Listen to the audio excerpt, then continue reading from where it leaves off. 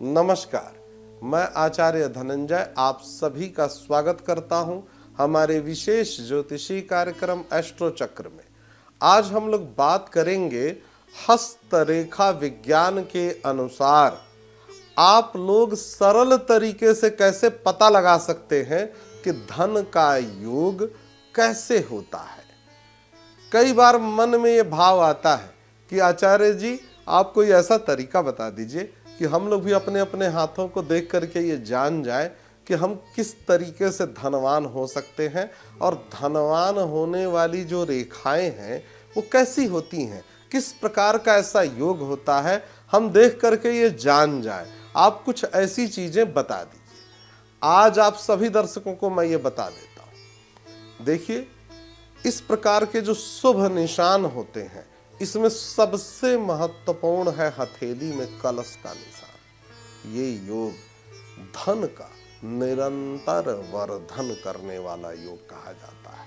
कहा जाता है कि ऐसे लोगों के पास अच्छी मात्रा में जमा पूंजी होती है। यदि शनि पर्वत पर चक्र का निशान हो जाए तो ये बहुत ही शुभ माना गया है।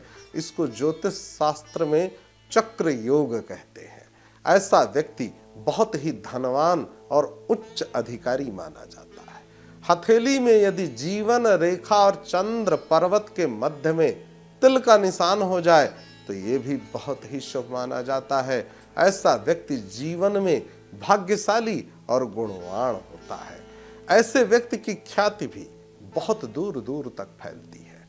हथेली में सूर्य और गुरु पर्वत यदि उभार लिए हुए हों और बीच में हथेली गहरी हो तो इसका अर्थ हो जाता है हथेली में शुभ कर्तरी योग है। इस योग के प्रभाव से कई प्रकार के आमदनी के स्रोत बनते हैं और कई रास्तों से जातक धन कमाता है।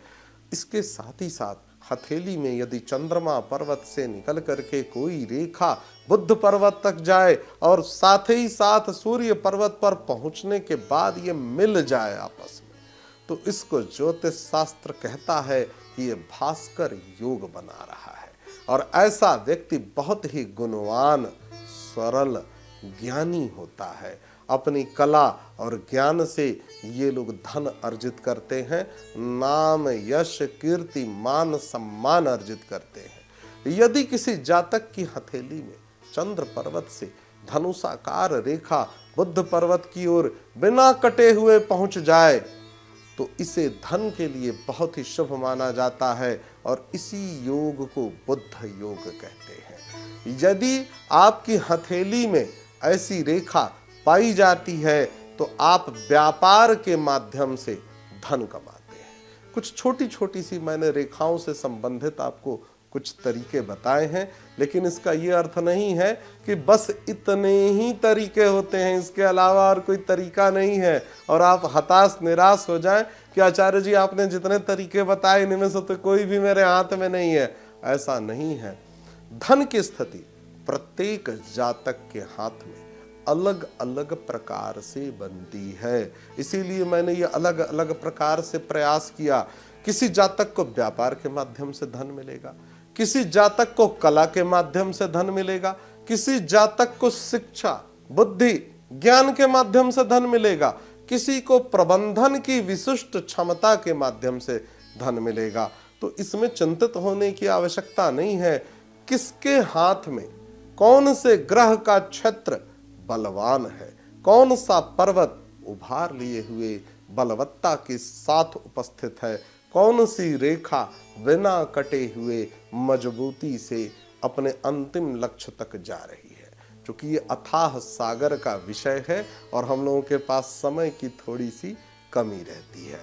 धन के लिए विशेष रूप से लक्ष्मी जी को देवी के रूप में माना गया है। आप सभी दर्शकों से मैं कहूंगा, लक्ष्मी जी को कमल का पुष्प प्रिय है, आप उनको कमल का पुष्प अर्पित करिए।